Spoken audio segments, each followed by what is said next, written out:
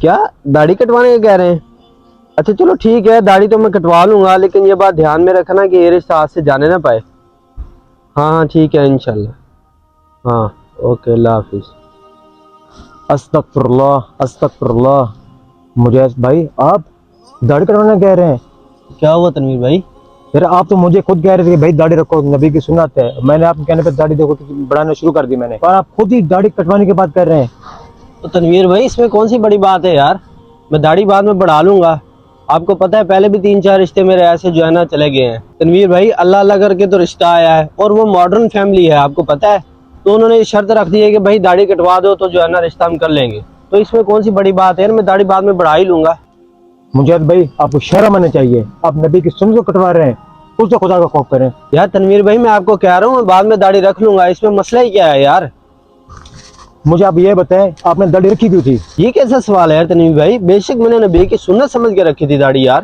واہ بھائی واہ مجاہد بھائی کیا بات ہے، آپ نے داڑھی رکھی تھی نبی کی سنت کے لیے، اور آپ اس کو کٹوا رہے ہیں دنیا کی محبت کے لیے؟ کیسی محبت ہے یار یہ کس طرح کا عشق ہے؟ یار تنویر بھائی آپ اتنا اوور ریئیکٹ کیوں کر رہے ہیں؟ ابھی میری عمر ہی کیا ہے؟ میں نے کہا نا کہ میں داڑھی رکھ لوں گا بعد میں، ویسے بھی لوگ تو جو ہے نا بڑھاپے میں جا کے داڑھی رکھتے ہیں۔ کیا گارنٹی ہے مجاہد بھائی آپ بڑھاپے تک جائیں گے؟ میں نے تو چھوٹے چھوٹے بچوں کو مرتے ہوئے دیکھا ہے، میں نے تو جوانوں کو مرتے ہوئے دیکھا ہے۔ بڑھاپا تو خوش نصیب انسان کو ملتا ہے۔ مجاہد بھائی آپ تو خوش نصیب انسان ہے کہ آپ نے جوانی میں نبی پاک صلی اللہ علیہ وسلم کی سنت کو زندہ کیا ہے۔ نبی پاک صلی اللہ علیہ وسلم کا فرمان ہے جو اس پرفتن دور میں میری ایک سنت کو زندہ کرے گا اسے 100 شہیدوں کے برابر کا ثواب ملے گا۔ کیا آپ اس ثواب سے محروم ہونا چاہتے ہیں؟ لیکن بھائی میری شادی… اوہو مجاہد بھائی آپ شادی کی ٹینشن کیوں لے رہے ہیں؟ آپ کو پتہ ہے لوح محفوظ میں اللہ تعالیٰ نے آپ کے نصیب میں اگر شادی لکھ دی ہے، آپ کی داڑھی ہو یا نہ ہو آپ کی شادی ہو کر رہے گی۔ اگر آپ کے نصیب میں شادی نہیں ہے، اب چاہے جو مرضی کر لیں، جتنی مرضی کوشش کر لیں، آپ داڑھی کٹائیں جو مرضی کریں، آپ کی شادی نہیں ہوگی۔ مجاہد بھائی آپ کو پتہ ہے دنیا میں جتنے بھی انبیاء کرام آئے تھے ان سب کی داڑھیں تھی، اولیاء کرام بھی آئے تھے ان کی بھی داڑھیں تھی، ان کی شادیاں بھی ہوئی ہیں، ایک ایک نہیں 4 شادیاں ہوئی ہیں۔ میرے بھائی داڑھی سے کچھ نہیں ہوتا، داڑھی رکاوٹ نہیں ہوتی، داڑھی تو ایک حسن ہوتا ہے مرد کا، اور آپ کو پتہ ہے مرد کا حسن داڑھی سے ہوتا ہے اور عورت کا حسن اس کے پردے سے ہوتا ہے۔ ہم اپنی زینت کو اتار کر گندی نال میں بہا دیتے ہیں، پھر ہم کہتے ہیں ہم عاشق رسول ہے، غلام رسول میں موت بھی قبول ہے۔ داڑھی تو قبول ہے نہیں، موت ہمیں قبول ہے، کیسے قبول ہے؟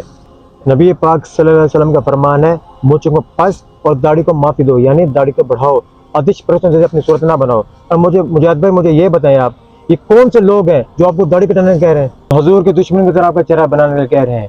جو حضور کے ساتھ مخلص نہیں وہ آپ کے ساتھ مخلص کیا ہوں گے؟ مجاہد بھائی معذرت کے ساتھ۔ معذرت تنویر بھائی، میں بہت بڑا گناہ کرنے جا رہا تھا، میں ابھی رشتے والوں کو منع کر دوں گا، اگر میرے نصیب میں شادی ہوئی تو ٹھیک ہے، نہیں تو کوئی بات نہیں۔ اللہ پاک نے مردوں کا حسن داڑھی میں رکھا ہے، اور یاد رکھیں داڑھی اندھیری قبر کا روشن چراغ ہے۔ سنت پر عمل کرنے میں کامیابی ہے نہ کہ ناکامی، سنت میں ہی عظمت ہے، اور اتباع رسول صلی اللہ علیہ وآلہ وسلم ہی ہماری کامیابی ہے۔ پیارے دوستو اگر آپ کو ہمارا یہ میسج اچھا لگے تو کمنٹ باکس میں اپنی رائے کا ضرور اظہار کریں، اور ہمارے پیج RY کی ٹیم پروڈکشن اور ہمارے چینل کو ضرور سبسکرائب کیجیے۔ جزاک اللہ۔